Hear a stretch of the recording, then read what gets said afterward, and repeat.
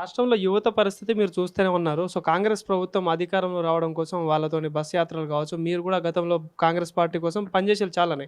So, ఇప్పుడు వాళ్ళందరినీ కూడా గతంలో ముఖ్యమంత్రి గారు అడ్డ మీద కూలీలతో పోల్చిన పరిస్థితి కావచ్చు, వాళ్ళకి హామీలు ఇచ్చి ఇప్పుడు మోసం చేసిన పరిస్థితి మీరు ఎన్నో విధాలుగా ఫైట్ చేస్తా ఉన్నారు దానికి సంబంధించి. ఏం చెప్తారు ఇప్పుడున్న యువత పరిస్థితి చూస్తే ఏమనిపిస్తుంది సార్?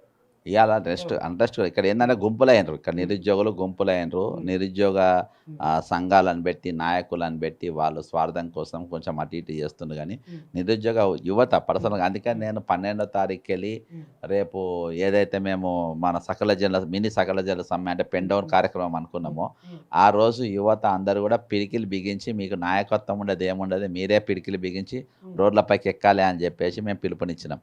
ఆ పిలుపుని అందుకొని ఇవాళ తెలంగాణ యువత ఈ అవినీతికి వ్యతిరేకంగా కానీ ఈరోజు ఖాళీలో ఉన్న ఉద్యోగులు నియమించడంలో కానీ ఇచ్చిన మేనిఫెస్టోను ఈరోజు వాళ్ళు అమలు చేయడం కానీ పూర్తిగా విఫలమైపోయారు. తెలంగాణ యువత మాత్రం పిచ్చెక్కున్నారు. ఎందుకంటే నాయకత్వం అది ఏ నాయకత్వం కానీ అది రాజకీయ నాయకులైనా కానీ ఈరోజు సంఘ నాయకులైనా కానీ నిరుద్యోగుల సంఘ నాయకులైనా కానీ అన్ని సంఘాలు పెట్టుకుంటున్నారు. ఈరోజు వాళ్ళ స్వలాభం కోసము ఇవి దుకాణాలు ఒక దుకాణం లెక్క నడుస్తుంది. ఇవాళ ఎంత పెద్ద మూమెంట్ నడుస్తుంటే తీర్మాన్ మల్లయ్య అంటే ఆయన ఎమ్మెల్సీ ఉంటాడు, ఒక దగ్గర పోడు ఒక దగ్గర మాట్లాడు. నిన్నటిదాకా కేంద్ర మంత్రి వాళ్ళ కుమారుడు ఇన్సిడెంట్ జరిగితే ఆయన భగీరథ ఇష్యూలో బయటికే రాలే, ఒకసారి మాట్లాడలే. అర్థమైందా? అంటే ఇటువంటి దొంగల వల్ల ఈరోజు కాకరన్ మూమెంట్స్ బయటకు వస్తుంది. తీర్మాన్ మల్లయ్య అనేటువంటి అసెంబ్లీలో కౌన్సిల్లోకి పోయి కోదండరామ్ అనేటువంటి కౌన్సిల్లో ఉండి ఈరోజు దోపిడీ గురయ్యే వర్గాల తరపున వాళ్ళు గలాలెత్తపోతున్నారు. కాబట్టి ఈరోజు మాసంటోళ్ళు ఈరోజు నిరుద్యోగ యువత ఈరోజు వీళ్ళందరూ విద్యార్థులు ఫీజు రియంబర్స్మెంట్ అంటేనే వాళ్ళందరూ కూడా ఈరోజు కుటుంబాలతో సహా రోడ్లు ఎక్కే పరిస్థితి. సరే ఒక మూమెంట్ ఎక్కడికైనా స్టార్ట్ అయినా కానీ మన దగ్గర ఉన్న మూమెంట్ డిఫరెంటు, మన దగ్గర ఉన్న ఏవైతే దోపిడీ చేస్తుందో ప్రభుత్వం ఆ సబ్జెక్ట్ డిఫరెంట్. కానీ ఉద్యమం మాత్రం బరాబర్ సేమ్ ఉంటుంది. అక్కడ వాళ్ళు మోడీని టార్గెట్ చేస్తుండ్రు, ఇక్కడ మేము ముగ్గురిని టార్గెట్ చేస్తున్నాం. కరెక్ట్. ఇప్పుడు టార్గెట్ చేస్తామంటున్నారు, బాగానే ఉంది. కానీ మరి ఇప్పుడున్న రాష్ట్ర ముఖ్యమంత్రి 2034 వరకు నేనే ముఖ్యమంత్రి పక్కా, దాని తర్వాత దేశ రాజకీయాల్లో కూడా పోతా అని చెప్పేసి సవాల్ విసురుతా అంటే చెప్తా ఉన్నారు కదా, దాని మీద ఏం చెప్తారు? ఈరోజు సేమ్ అదే తీరుగా ఆయన ఒక్కడే కాదు, నరేంద్ర మోడీ గారు కూడా అట్టే అన్నాడు, నేను సచ్చేదాకా నేనే ఉంటాను, వీళ్ళయ్యా జాగీర్లు కాదు, వీళ్ళ రాచరిక పాలన కాదు, వీళ్ళ ఏదైనా పట్టా రాసుకొని రాలే ఉంటాను తంతే ఒక లాత్ గట్టి కొడితే సెక్రటరీకి వెళ్ళి అవతల పడతారు. అర్థమైందా? తన్ని గల్లబట్టి బయటకు గుంజుకొచ్చేదాకా వాళ్ళు అట్నే మాట్లాడతారు, అట్నే ఉంటారు. ఇవాళ ఖచ్చితంగా మూమెంట్ లేస్తుంది. ఆ మూమెంట్ అనుకుంటే మేము ఊహించని విధంగా పొద్దుగాలకెళ్ళి ఎప్పుడైతే మేము 12వ తారీఖు వెళ్ళి పెన్ డౌన్ ఇచ్చినామో ఊహించని విధంగా ఈరోజు ఫోన్లు వస్తూ ఉన్నాయి, మేము పాల్గొంటాం జిల్లాలకి వెళ్ళి వస్తూ ఉన్నాయి. అంటే దానికి ఈరోజు అంతరేష్ వాళ్ళ తరఫున మాట్లాడేటోళ్ళు లేరు. ఈరోజు ఉద్యోగ సంఘాలు, నిరుద్యోగుల సంఘాలు, విద్యార్థి సంఘాలు అందరూ కూడా ఈరోజు చందాల వసూలు కాడికైనా ఉన్నారబ్బా, చందాల వసూలు కానీ ఉన్నారు. ఇవాళ మీరు ఒక ధర్నా పెట్టండి, నిరుద్యోగుల ధర్నా 100 మంది వస్తలేరు. ఎందుకు వస్తలేరు? మిమ్మల్ని నమ్ముతలేరు. వాళ్ళ పేర్లు చెప్పి మీరు అడుక్కుంటున్నారని, మీరు అమ్ముడు పోతుందని. నిరుద్యోగ సంఘాన్ని ఎవరు నమ్ముతుండ్రబ్బా? దొంగలను చూసినట్టు చూస్తుంది. ఈరోజు నిరుద్యోగ సంఘాలు అంటేనే దొంగలు చూసినట్టు చూస్తున్నారు. మా పేర్లు చెప్పు సార్ అని చెప్పి అడుగుతారు. మేము జిల్లాలు తిరుగుతాం సార్ అంటారు. ఇక్కడ చేసే ఉద్యమం చేయకుండా జిల్లాలు తిరుగు అనుకుంటారు. వైట్ కలర్ బెగ్గర్స్ లెక్క అయిపోయిందని చూస్తుండ్రు. జేఏసీ నాయకులను ఎవరు చూస్తుండ్రబ్బా? మనుషులు లెక్క చూస్తుండ్రు. వాళ్ళు జనం వాళ్ళని అడ్డం పెట్టుకొని ఈరోజు సొంత లాభం కోసం. కాబట్టి అందుకనే వీళ్ళ ధర్నాలు ఏవి సక్సెస్ అవుతలేవు, వీళ్ళ పోరాటాలు ఏం సక్సెస్ అవుతలేవు. జనం వీళ్ళని నమ్ముతలేరు, విద్యార్థులు నమ్ముతలేరు, ఉద్యోగులు వీళ్ళని నమ్ముతలేరు, నిరుద్యోగులు వీళ్ళని నమ్ముతలేరు, ఎవరు నమ్ముతలేరు. కాబట్టి ఒక మూమెంట్ కోసం చూస్తుంది.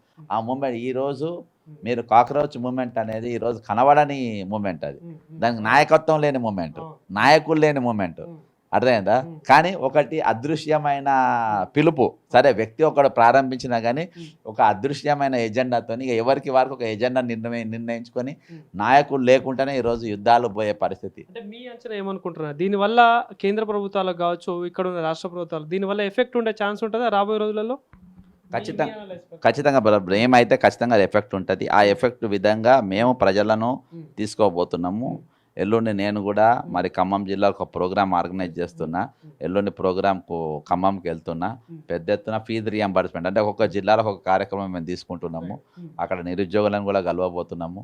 ఎందుకంటే ఈరోజు ఒక మూమెంట్ తీసుకోవాల్సిన అవసరం ఖచ్చితంగా అందరిపైన ఉన్నది. ఈరోజు తెలంగాణ సమాజాన్ని తెలంగాణ భావోద్వేగాలతో నేర్పల్లే, సరిహద్దులతో నేర్పల్లే.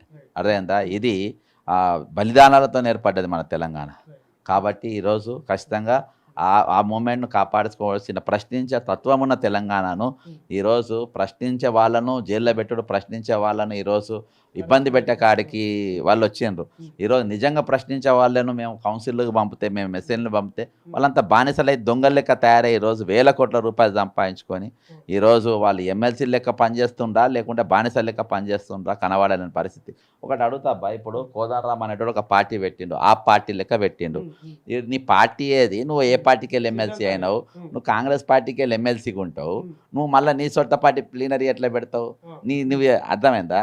ఇప్పుడు మీరు పెళ్ళి ఒక దాన్ని చేసుకొని ఇంకో దాంతో ఉప్పు కడుతూ ఉన్నట్టు అంతే కదా. ఇప్పుడు అర్థమైందా? ఇంటి అంటే ఇప్పుడు వీళ్ళంతా అన్న మీరు అన్నట్టు ఇప్పుడు ఇందాక ఎవరైతే చాలా మంది పేర్లు తీసిళ్ళు, గతంలో వీళ్ళందరూ ఇదే ప్రభుత్వాన్ని ప్రశ్నించారు, దీనికి మద్దతుగా ఉన్నారు, గత ప్రభుత్వాన్ని ప్రశ్నించారు. మరి ఇప్పుడు ఎందుకు వీళ్ళ నోర్లు తెరవట్లేదు కావచ్చు, ఇప్పుడు ఎందుకు మాట్లాడలేకపోతున్నారంటే ఏం చెప్తారు? బ్రదర్, మేధావులు అంటూ రెండు ముక్కలైనరు. ఒక మేధావులు ఆ పార్టీ కొమ్ము కాసిండ్రు, ఒక మేధావులు వీళ్ళు కొమ్ము కాసిండ్రు.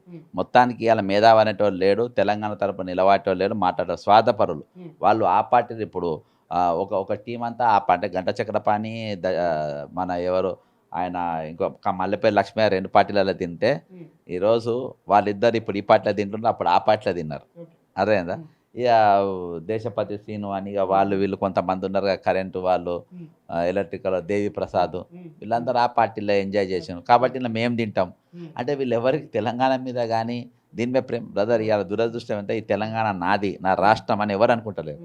నేను అందుకని చెప్తా, కరెంటు కొనుగోళ్ళ తాజా స్కామ్ పైన ఇవాళ బీఆర్ఎస్ ఎందుకు మాట్లాడతాడు? బీఆర్ఎస్ ఎందుకు ప్రశ్నిస్తలేదు? 6 రూపాయల 70 పైసల కరెంటు కొనుగోలు డిస్కమ్లు లేకుండా కొంటా ఉంటే ఈరోజు నీళ్లు మనయి శ్రీశైలం బ్యాక్ వాటర్స్కి వెళ్ళి నీళ్ళు ఎత్తుకపోతుంది, మన నీళ్ళు ఎత్తుకపోయి మన కరెంట్ అమ్ముతుండ్రు.